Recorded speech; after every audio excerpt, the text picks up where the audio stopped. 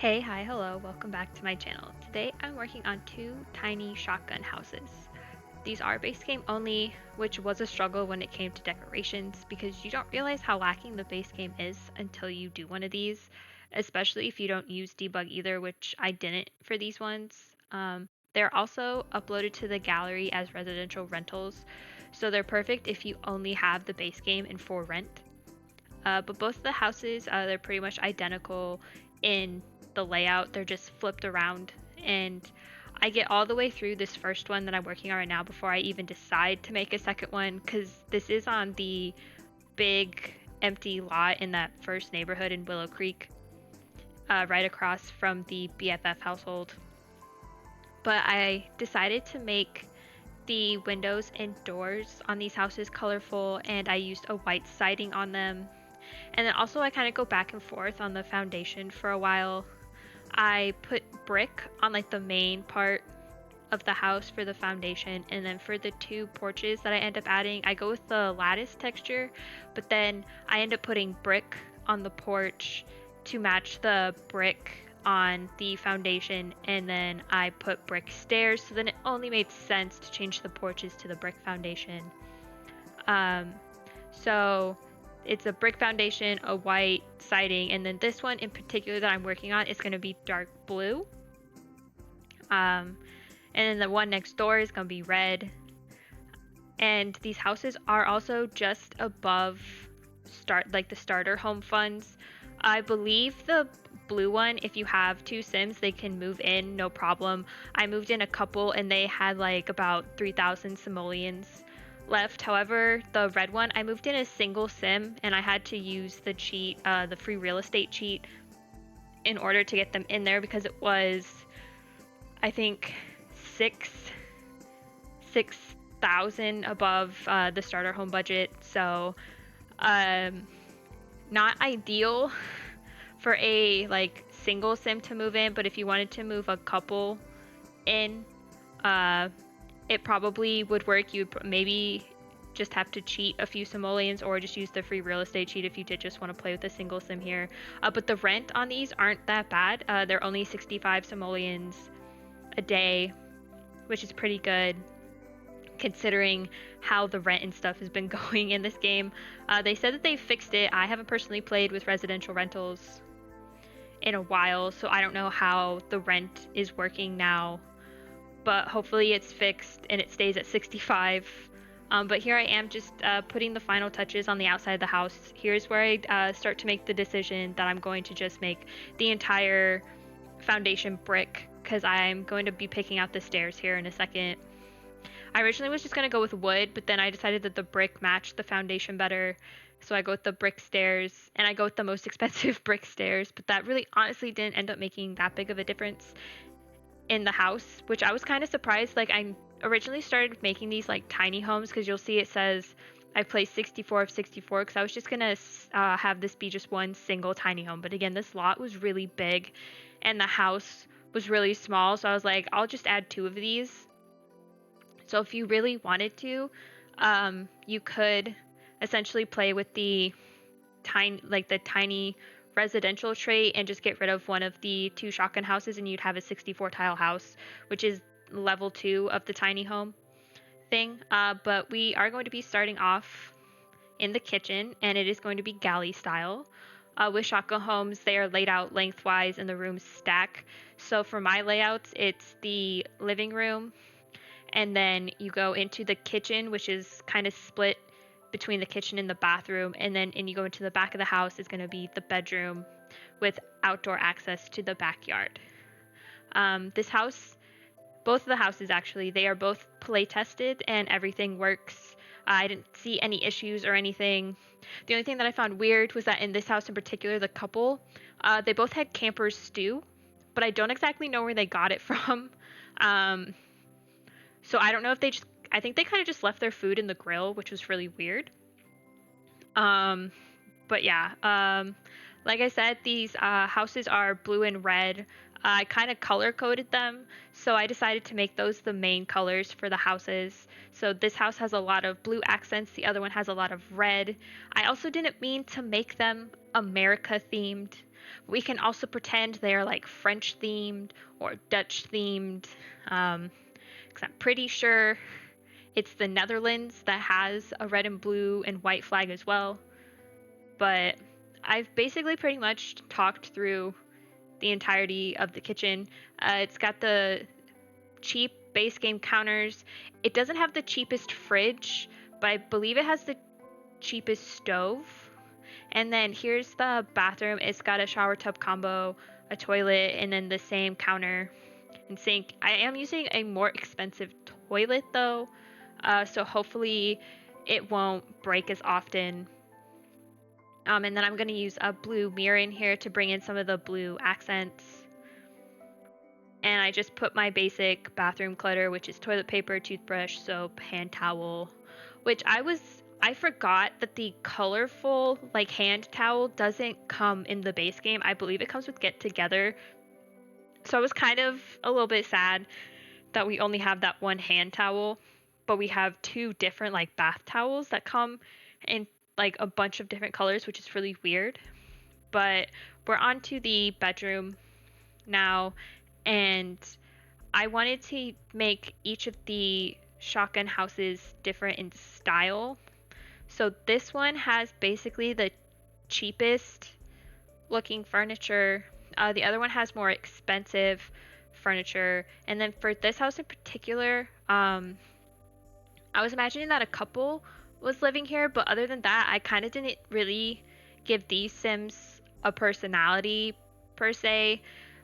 There's really like not a lot of hobbies or things to do in the house because it is so small. But there are a lot of books around. There's an open journal right here that I put down. So maybe one of the Sims is a writer and they write books. And then also in the backyard, I don't show it, but I put a grill and an outdoor picnic table, or not a picnic table, but like a table and two chairs. And then I put some garden planters. So maybe the Sim that lives here, or one of the Sims anyways, likes to garden. But I didn't really go into this one, at least this one in particular, with like a hobby or career in mind. And I also put the unlockable like sports picture on the nightstand. So maybe one of the Sims that lives here is also an athlete. But it was, like I said, really hard to find decor because a lot of the decor that I wanted to use that I have access to in my game, I couldn't because this is base game only. So I was trying my best not to use packs, and I succeeded this time. The only pack that the gallery is going to say that the slot has is for rent, but that's only because I uploaded them as residential rentals. But now we're going to be moving on into the final space, which is the living room, and it's very, very simple in here. I just add this base game couch, I add a dining space and a bookcase.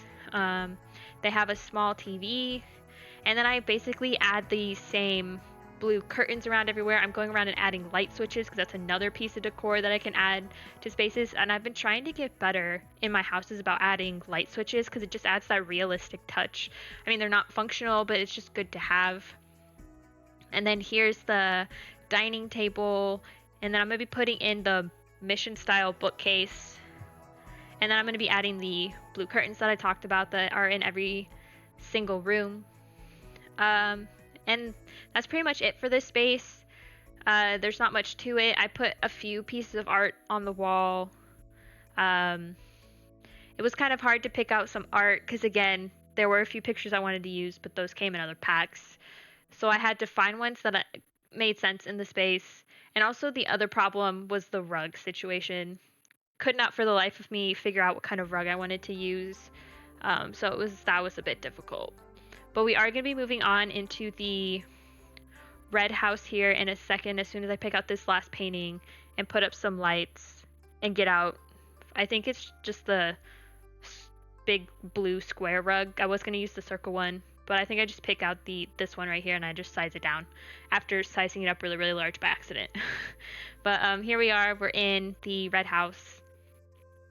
And this one furnished basically the exact same as the other one. I pictured this house would be for a single sim who isn't into using electronics like they're not opposed to them, they just personally don't have them in their house. So they don't have a TV, they don't have a computer. Um, they occupy most of their time by painting, they have garden pots, or they have a telescope in the backyard which they use to look up at the sky or possibly spy on their neighbors. But who's to say? Um, they also have an expensive taste in furniture, which is noticeable in the bed that I choose and the dining set in the living room. And then they also have a lot of the LGBTQ artwork hung up in the house, along with the lesbian pride flag. I never really get a chance to use a lot of the artwork, specifically the LGBTQ artwork, but I really liked it in this house and in this space. It gave me another piece of like a story to tell for this sim. That not only were they a part of the LGBTQ community, but maybe they also painted the pictures as well. You will see them once I get to furnishing the bedroom, and then once I get into the living room as well, because I hang one up in the bedroom and then one up in the living room. Uh, I do have my favorite painting of like that series, but it's like the landscape one with like all the people and all like the pride representation. I think that piece of art is like really pretty. Unfortunately, I didn't get to use it in this space, but I use it. I won't say a lot, but I use it a fair amount when I find the space for it, and it just seems like it fits with the sim that I have in mind. Um, but here's the bedroom. I do something kind of weird in this little corner over here. You're going to see me messing around with the art here, and this is when I pull out my first piece of artwork, and I hang it above the dresser, actually, this one. That one's really pretty, I like it. But over here in this corner, I do something kind of weird.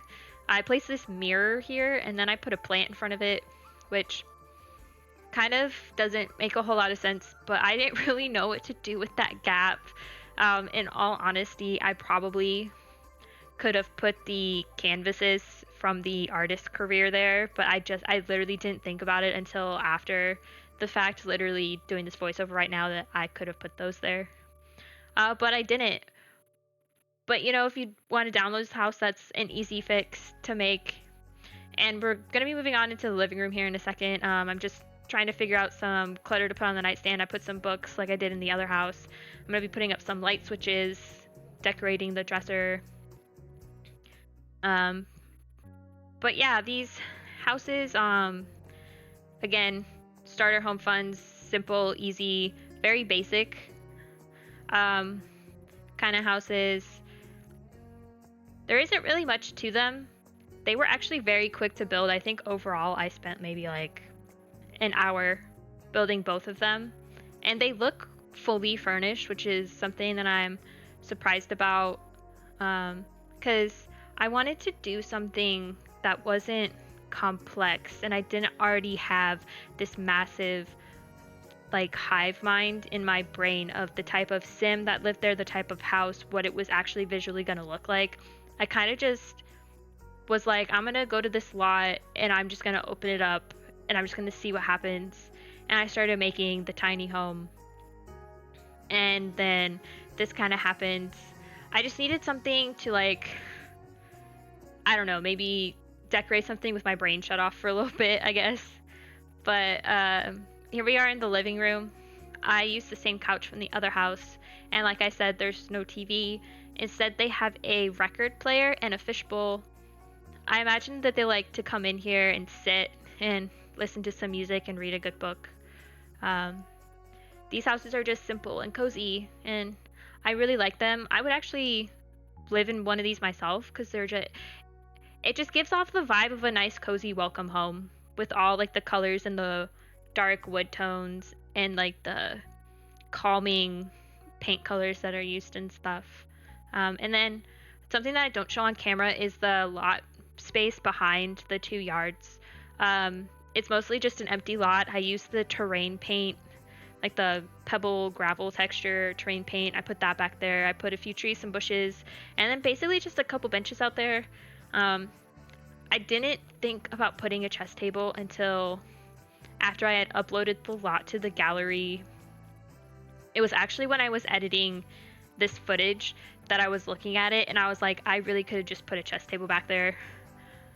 But again, just like the paint canvases in the bedroom, it's an easy fix. You can slap one back there if you do choose to download this, which it is already available up on my gallery. I downloaded it on to the gallery the second I finished building the lot, so I wouldn't forget. If you just want to look up my name, Lissa Marie 23, it should be the second build up there because I believe I just posted another tiny home build on there as well.